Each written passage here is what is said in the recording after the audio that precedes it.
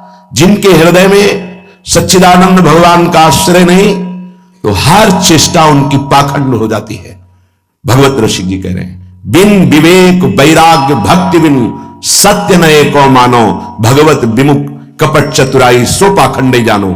ऐसा पाखंड फल फूल रहा है कि लौकिक बुद्धि रखने वाले बस यही समझते हैं कि यही सार बात है।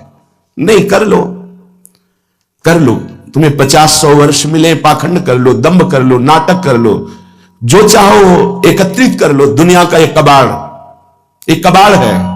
जब छूटने का समय आएगा तब तुम्हें पता चलेगा। मन पछताई है अवसर बीते।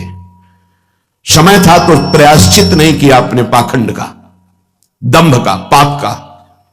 कल चर्चा हुई थी, दो नहीं रख के यहां से जाना चाहिए, एक ऋण और दूसरा पाप, नहीं तो तुम्हारे को आना पड़ेगा, दुर्गति हो जाएगी।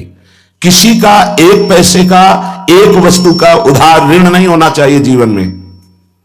और कोई भी पाप अब हमको साथ लेके नहीं जाना। अगर भूल से हो गए हैं तो हम उनका यहां प्रायश्चित करेंगे, अंदर से जलेंगे और संत महात्माओं से पूछेंगे इस पाप का हम क्या दंड स्वीकार करें, कौन सा प्रायश्चित करें। वो जो आदेश करें बिना किसी प्रश्न के, संशय के, उसे स्वीकार कर लो, पाप नष्ट हो जाएगा। पाप और ऋण ये अपने जीवन में नहीं होना चाहिए, पर पाखंड, दंभ ये केवल पाप कराता है। भोले भाले भूले हुए जीव प्राणी वो जानते नहीं है कि किसे सत्य अध्यात्म कहते हैं। बस भूल में और भूल बटोरते घूम रहे हैं। कहीं कुछ भी तुम्हें मांगने की जरूरत नहीं, किसी के आगे हाथ पसारने की जरूरत नहीं कि आशीर्वाद दे दीजिए, हमारी प्रार्थना मान लीजिए। यदि आप नाम जापक हैं तो दूसरों को सुख देने की सामर्थ्य रखने वाले हैं। आप भगवान के अंश हैं, आप कोई साधारण नहीं। आप अपने स्वरूप को पहचानिए, ये भटकना छोड़िए। आप परम स्वतंत्र भगवान के अंश हैं, आप परम स्वतंत्र हैं। ये माया आपको जो बांधे हुए है, इसी से मुक्त होने के लिए, इसी भ्रम को मिटाने के लिए हमें मानव देह मिला है। ए मारे घूम रहे, हमें सुख मिल जाएगा, कोई दे देगा आशीर्वाद। अरे आशीर्वाद भगवान ने दे दिया तुम्हें, तुम भगवान के अंश हो, तुम्हें मानव दे दिया, तुम्हें बुद्धि दे दी, विवेक दे दिया। इससे तुम सुखी नहीं हो पा रहे तो किसी के आशीर्वाद से क्या सुखी हो जाओगे। आशीर्वाद भी वही लागू होता है जो सत्कर्मी होता है, जो पाप नाशक अनुष्ठान किए हुए उसी के ऊपर आशीर्वाद जाता है। आप सोचे आप करें पाप, विषय विलासिता, और आपको कोई परमहंस आशीर्वाद दे दे, आपकी सामर्थ्य नहीं कि ऐसे आशीर्वाद देने वाले महापुरुष तक पहुंच पाए। जो पे दुष्ट हृदय सोई हुई, मोरे सन्मुख आव की सोई, वो जा ही नहीं सकता। अगर चले गए तो आशीर्वाद मांगने की जरूरत नहीं है, वो बात मिल जाएगी जो तुम्हें दूसरों को आशीर्वाद देने की सामर्थ्य प्रदान कर देगी। अपने लोग भगवान को भी आशीर्वाद देते हैं, अपने लोग महारानी जी को आशीर्वाद देते हैं, उन्हीं के नाम बल से, उन्हीं के चरण आश्रय बल से। लाडली जो थारो अविचल रहो जो सुहाग, आपका सुहाग अविचल रहे, आप दोनों ऐसे सुखी रहे। जब हम अपने आराध्य देव श्यामा से हमको आशीर्वाद दे सकते हैं, फिर और कौन बचा। तो किसके बल से? उनके नाम बल से, उनकी आराधना के बल से। क्या आप नाम जप नहीं कर सकते? क्या आप आराधना करके ऐसे समर्थ नहीं बन सकते? समर्थ वही है जिसका हाथ फैलाना मिट जाए, किसी से भी नहीं। आपके पास नाम है, आपके पास मंत्र है, उपासना है, आप समर्थ हैं, पर आप अपनी वस्तु को पहचान ही नहीं रहे। नाम जप में रुचि नहीं, सतमार्ग सत्क्रियाएं ये रुचि नहीं, तो कहीं भी भाग के चले जाओ, दुख ही मिलेगा, अशांति मिलेगी, चिंता मिलेगी, आशीर्वाद नहीं मिलेगा। वो देगा भी तो लगेगा नहीं, क्योंकि हृदय में हमारे अंदर पात्रता नहीं आ रही। पात्रता नाम जप से आती। मान लो प्रार्थना, कुछ समझ में आवे या ना आवे, राधा राधा राधा। श्रीपाद कह रहे हैं, न राधा प्रियो नापि वृंदावनम और नैव वृंदान तत्प्रेम भाजाम। प्रेम भाजाम जो प्रेम पात्र बन चुके हैं, जिनके हृदय में वृंदावन प्रकाशित हो चुका है, प्रिया प्रीतम खेल रहे हैं, ऐसे महापुरुषों का संग नहीं, वृंदावन का आश्रय वास नहीं, और प्रिया प्रीतम की उपासना नहीं, तो तुम्हारा जीवन धिक्कार। किस काम का जीवन? ये बच्चे पैदा करना, सोना, खाना, पीना, रहना, जीना, ये तो सुअर कुत्ता भी कर रहे हैं।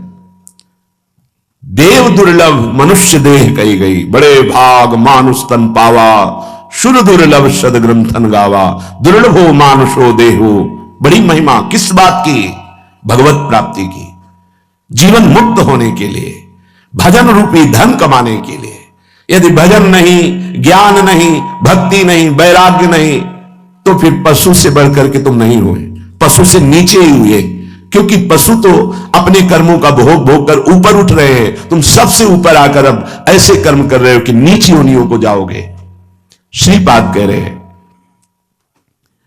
कोई भी आराधना किए बिना प्रभु की सुखी नहीं हो सकता, चाहे वो ब्रह्मा के पद में ही क्यों ना हो। सच्ची मानना, अगर सुख का अनुभव होगा तो भगवत आराधना से। ये बैठ जाए दिमाग में, भोगों में सुख नहीं है। अनंत ब्रह्मांडों में जितने भोग हैं सब माया के द्वारा रचित हैं। अगर वो सुखद भोग लग सकता है तो प्रभु को अर्पित करने के बाद, प्रभु से जुड़ने के बाद, प्रभु की दृष्टि पड़ने के बाद, जैसे ऐसे हम पाते हैं तो अन्न है, लेकिन जब प्रभु को अर्पित करते हैं तो प्रसाद हो जाता है, और प्रसाद पाप का नाश करके हृदय में प्रसन्नता प्रकट करता है। प्रसन्नता ही भगवत आनंद की तरफ आगे बढ़ाती है। समझ में नहीं आ रहा, हम बार बार भटक रहे हैं इन्हीं भोग, इन्हीं सुविधाओं को सुख मान। अगर नाम जप नहीं चल रहा तो समेट लो जितनी सुख सुविधाएं, अंतिम समय हमारी बात याद करना, कुछ तुम्हारे हाथ नहीं लगेगा। अब भी देख लो, कोई 20 का है, कोई 50 का, कोई 40 का, 30 का, इतना समय व्यतीत हो गया। क्या है तुम्हारे पास जो यहां से ले चलोगे? और कौन सी अनुभूति है जिसमें तुम तृप्ति का अनुभव कर रहे हो कि मुझे ये मिला, मैं तृप्त हो गया? कुछ नहीं, जीरो पे जीरो हो। वही वासना, वही मांग, वही चिंता, वही शोक, वही भय, वही कामना। देखो ना, अंदर देखो। संतोष, शांति, निर्भयता, निश्चिंतता, निशोकता, परमानंद एक भी है नहीं, वो बिना भगवत आराधना के नहीं। श्रीपाद कह रहे, हिरण्मम राधा नागर चरण, मरणे नैव विस्मरतु, तनुरपि न विपत् कोटिषु, जीवन वृंदावनम क्षणम त्यजतु। ये बहुत सुंदर बात मांग रहे हैं, जब मेरे मरने का समय आवे तो हे राधा नागर अर्थात प्रिया प्रीतम, जीवन आपको समर्पित है, तो अंतिम श्वास में आप चूक मत करना। यदि जीते जी मैं आपके योग्य नहीं हुआ, आपने दर्शन नहीं दिए, आप नहीं मिले, चलेगा। क्यों? क्योंकि नाम आपका है ना, नाम के सहारे जी लेंगे हम आपकी लीला गुण गायन करके जी लेंगे, आपके प्रेमी जनों के संग से, आपके चरणारविंद के अनुराग रंग में हम जी लेंगे। पर अंतिम समय आप, बहुत सुंदर बात है, भक्तों ने मांगा भी है, कह रहे हैं कि अंतिम समय आप मेरे हृदय में स्फुरित हो जाए। जब मैं शरीर छोड़ रहा हूं उस समय केवल प्रिया प्रीतम।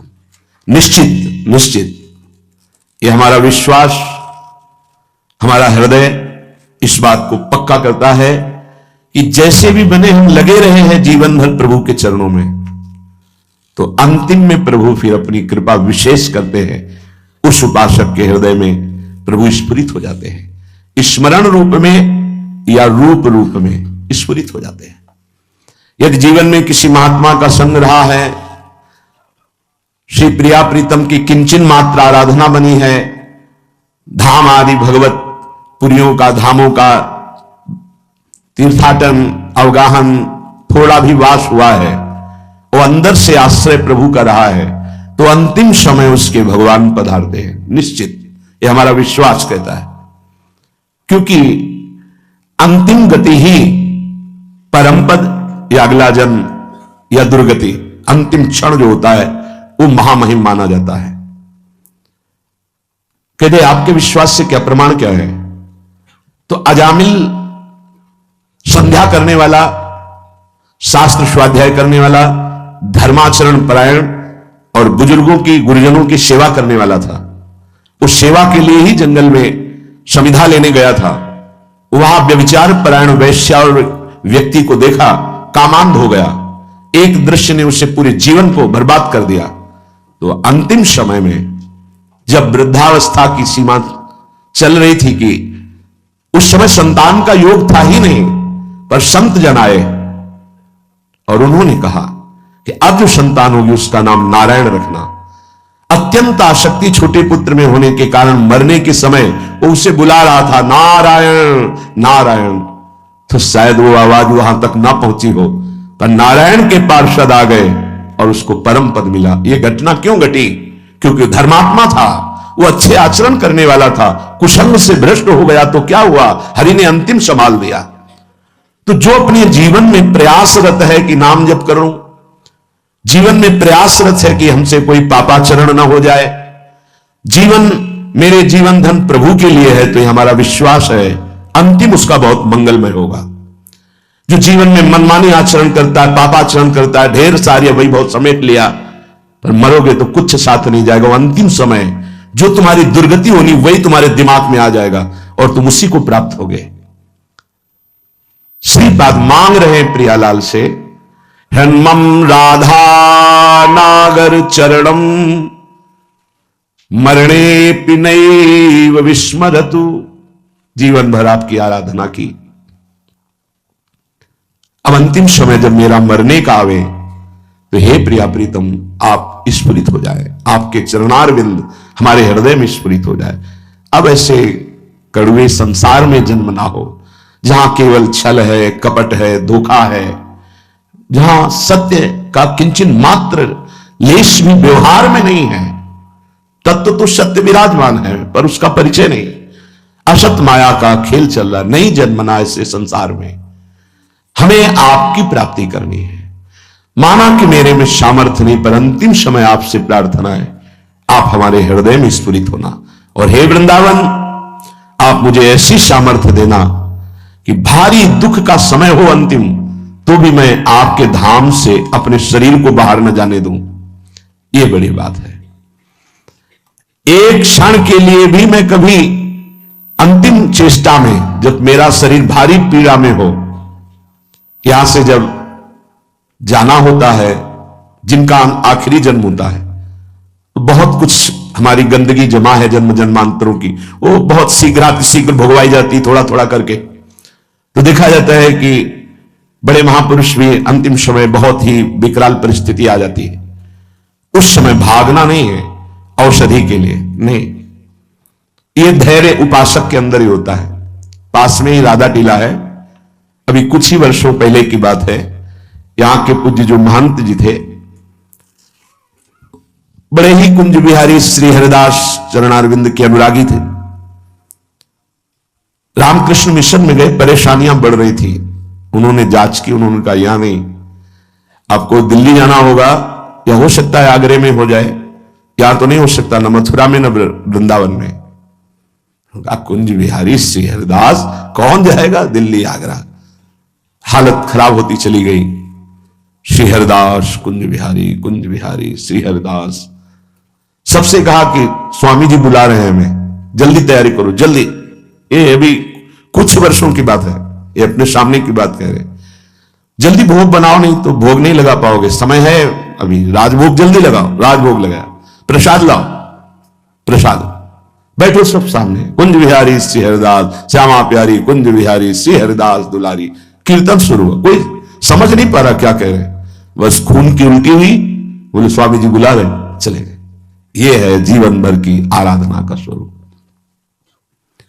अंतिम लीला बड़ी विचित्र होती है, उस समय आराध्य देव ही संभालते हैं।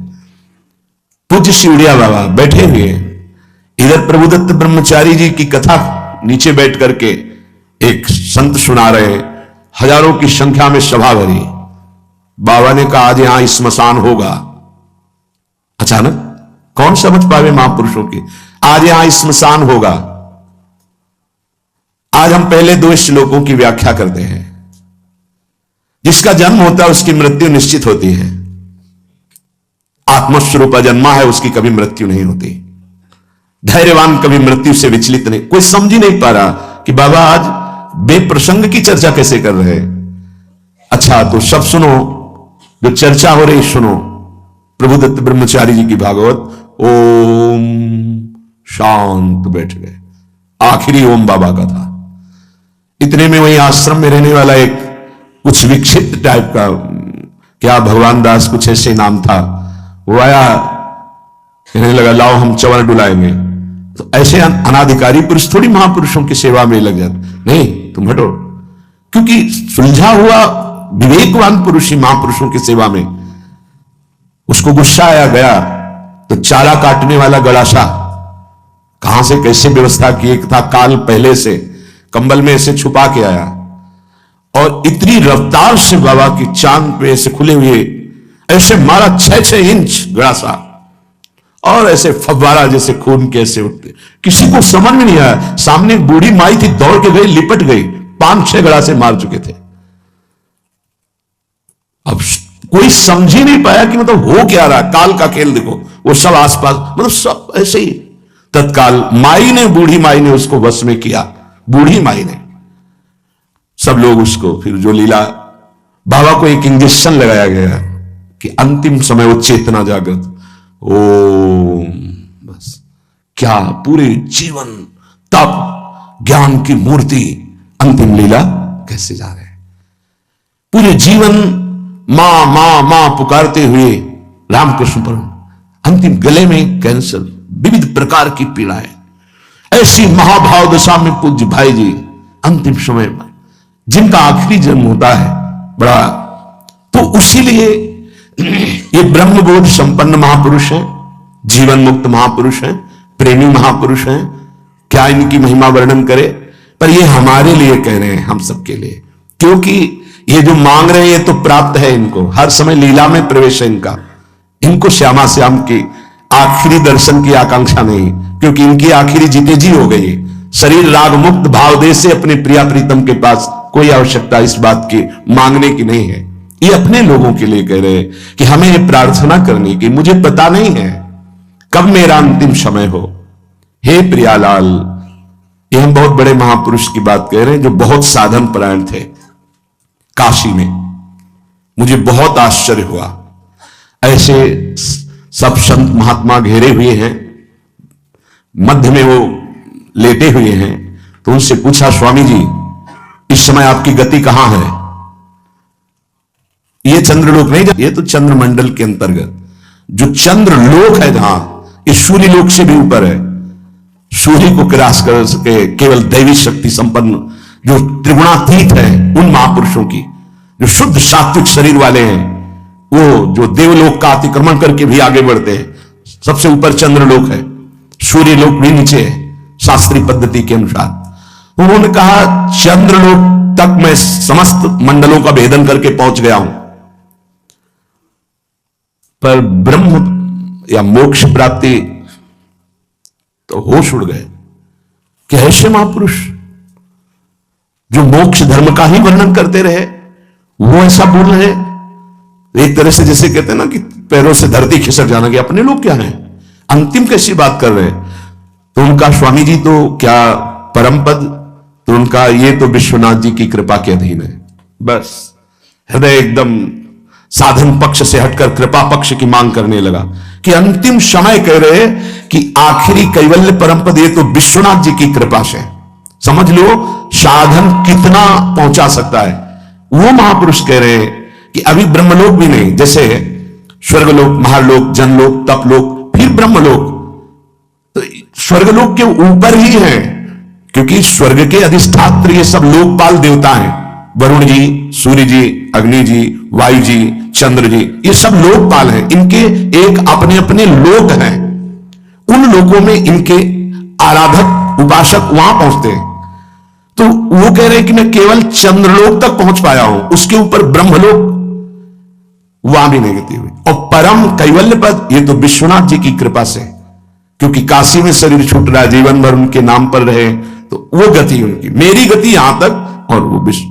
तब ये समझ में आया कि आखिरी बात तो कृपा ही है। कि तभी लिखा है ध्यान मूलम गुरु मूर्ति, पूजा मूलम गुरु पदम, मंत्र मूलम गुरु वाक्यम, मोक्ष मूलम गुरु कृपा।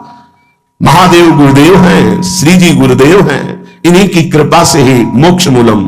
तभी आजीवन आराधना करते रहते हैं, यही मांग रहे हैं। तनुरपि न विपत कोटिषु जीवन वृंदावनम क्षणम त्यजतु। बाबा को श्री जी लाई थी वृंदावन, उड़िया बाबा को। कई दिन से भूखे थे, एकांत में ब्रह्म चिंतन में बैठे हुए थे, शरीर भूखा था। पहुंच गए लाडली लाल बच्चे के रूप में संध्या काल के बाद। और बाबा मैया ने कहा है कि कोई संत भूखे बैठे हैं, रोटी पाएगा? रात होने वाली इस समय तो रोटी, दूध ले आवे? हाँ ले आओ, साथ में एक रोटी भी, एक ले आओ ले आओ। इतना मृदुल स्वभाव, इतना प्यार, इतने छोटे स्वरूप बच्चे। बाबा आश्चर्यचकित हो रहे थे कि संध्या हो रही इस समय बच्चे, बड़ा ऐसे पहले कांसे का लोटा चलता, उसमें पका हुआ दूध, एक रोटी पाई, एक और दूध पिया, एक परमानंद की अनुभूति, विशेष उनके हृदय में अद्भुत आनंद। फिर एकदम चिंतन किया कि यहां कौन सा गांव नजदीक है। तो विरक्त महापुरुष उठे, काफी दूर खोजते, एक व्यक्ति मिला, बोले हाँ गांव नजदीक कोई है? बोले 10 किलोमीटर आसपास कोई गांव नहीं। अच्छा ठीक है। बैठे एकांत में आकर जो चिंतन किया तो देखा प्रिया प्रीतम। बोले ठीक है, अब आपका बुलावा आ रहा है तो हम आ रहे हैं आजीवन वृंदावन के लिए। देखो अंतिम यही लीलापूर्ण, बड़े करुणा में खींच लेते हैं, आओ खींच लेते हैं, तुम्हारा पवित्र हृदय हो गया है, बहुत तप किया है, आओ मैं तुम्हें परम पद प्रदान करती हूं। बड़े कृपालु श्री प्रियालाल। एक चीज ध्यान रखनी है, तनुरपि न विपत कोटिषु, करोड़ों प्रकार के संकट आ जाए तो भी छोड़ना नहीं, ये अंतिम बन जाएगा। जिनको अखंड वृंदावन वास मिल गया है सावधान होकर सुने, और जिनको नहीं मिला है तो आश्रय ले ले। कई बार चर्चा की, रजरानी चरणामृत साथ है, वृंदावन का आश्रय है, और वाणी जी साथ है, तो जहां शरीर छूटेगा, जैसे भारतीय सैनिक राजकीय विभाग का कहीं भी शरीर छोड़े, भारत के आज्ञा के अनुसार, सरकार की आज्ञा के अनुसार गया हो, तो तिरंगे पे ही स्वागत होते हुए उसको भारत ही लाया जाएगा। ऐसे ही हम वृंदावन प्रिया प्रीतम के उपासी, कहीं भी शरीर छूटे, आप सम्मान पूर्वक श्रीधाम वृंदावन लाडली जी के महल में ही आएंगे, विश्वास कर लीजिए।